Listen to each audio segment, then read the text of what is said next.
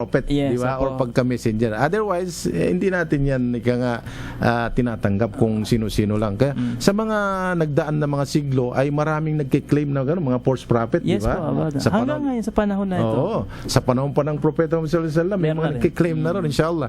Go ahead, Brother Jamil, inshallah. Yes, katulad ng binanggit ni Brother Arinur na yung tungkol sa fitra. Kaya ito, nagtataka rin ako sa mga kapatid na hindi pa Muslim sa labas ng Islam. Ako, ang tanong ko sa kanila kapag ako nakikipag-usap, Ustad, Brother Arinur, sabi ko, meron bang ipinanganak na Kristiyano? Inshallah. Kaya papasok to sa binanggit ni Arinur eh. Tama. Sasabihin nila, ako, Kristiyano ako, pinanganak. Pero meron bang ipinanganak na Kristiyano? So sasabihin niya, kaya ako naging Kristiyano dahil binautismohan ako, bininyagan ako.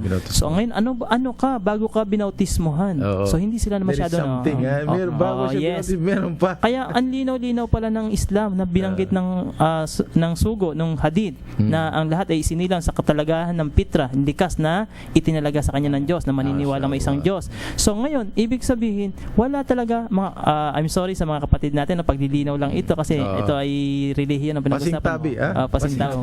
Pasingtabi. Na wala pala talagang ipinanganak na Kristiyano bagkos ay nakagisnan ang Kristyanismo sa kanyang magulang at sa magulang na magulang, at in the bottom line, ang nagdala pala nito ang mananakop na Kastila na nagpaniwala ng Biblia at ng krus sa atin. Pero bago pa dumating, Islam na po ang relihiyon at tayo po, ang mga ninuno natin ay Muslim. So wala pong ipinanganak na Kristiyano, pero dahil nga tayo ay nagbibigay ng matapat na impormasyon, malinaw na impormasyon, ay pagbabahagi lang na ang Islam po ay nagdilinaw na isa lang po, kagaya ng binanggit natin kanina, isa lang po ang Diyos at ang kanyang batas. Kung bakit nagkakaiba-iba ngayon sa maraming relihiyon sa labas ng Islam, ito po ang problema na malaki para sa kanila. Pero inuulit po namin mga Muslim, wala pong ipinanganak na Kristiyano.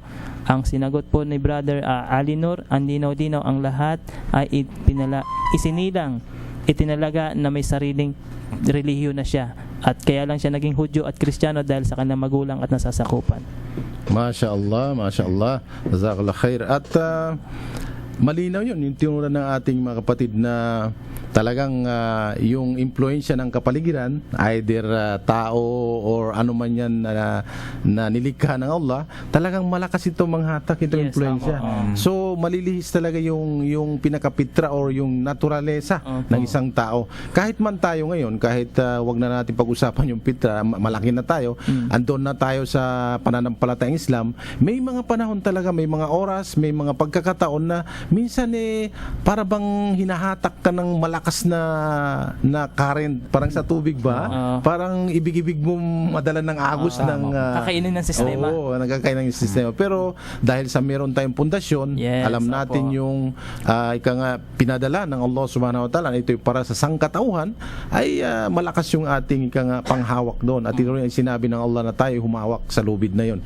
Well, dagdagan natin doon sa mga sinasabi natin na pangkalahatan sa human race, itong Islam, at specifically itong ayat naman na babanggitin natin, Suratul Imran, chapter 13 ng Quran, verse 33. Pakibasa mo nga, Ustads, verse 33. Yan. A'udhu billahi minasyaitanir rajim. Inna Allah istafa Adam wa Nuhan wa ala Ibrahim wa ala Imran ala alamin durhiyatan ba'daha min ba'd wallahu samiun alim. Masya Allah. Jazakallah khair. At ang pinakamalapit na kahulugan po noon ay Allah choose Adam, Noah, the family of Abraham, and the family of Imran above the alamin, above all mankind, including the jinns, yung mga spirito, So ang Allah sinabi niya rito na pinili niya ang pamilya ng Adam, ang Adam mismo at ang kanyang mga lahi, at ang ang pamilya ni Noah alayhis salam, at ang lahi ng Abraham, at ang pamilya ni Imran. So alam natin itong Imran, dito nagmula si Maria, di ba? At dito si Maria naman, anak ni Jesus, ni Jesus Christ. Nanay pala, nanay ni Jesus, si Maria. So pinili ng Allah ang mga descendant ng Imran, mula kay unang-una kay Adam, kay Noah, kay Ibrahim, at ang family ng Imran, mula sa mga sa lahat ng sangkatauhan, mula sa sangkatauhan. So, ibig sabihin, sa mga nabanggit na yon, doon nagmula ang maraming mga nasyon, doon nagmula ang maraming mga henerasyon. Ha? Opo. Kaya naman, masasabi natin, yung Islam, pagka in totality, suma total, ay relihiyon ng lahat ng mga tao sa sangkatauhan. Kaya naman mababasa natin diyan na katulad ng panahon nila Saleh, Metusale. Sa Bible ito, ang pangalan niya Metusale. Ang panahon ng Hud alayhisalam at mga ibang mga propeta na nangangaral sila at sila ay tumatawag sa kaisahan ng Allah subhanahu wa ta'ala na sambahin ang kanyang kaisahan. At sinabi nila sa loob ng Quran na sabi niya, ya qaumi budullaha ma lakum min ilahin ghayruhu.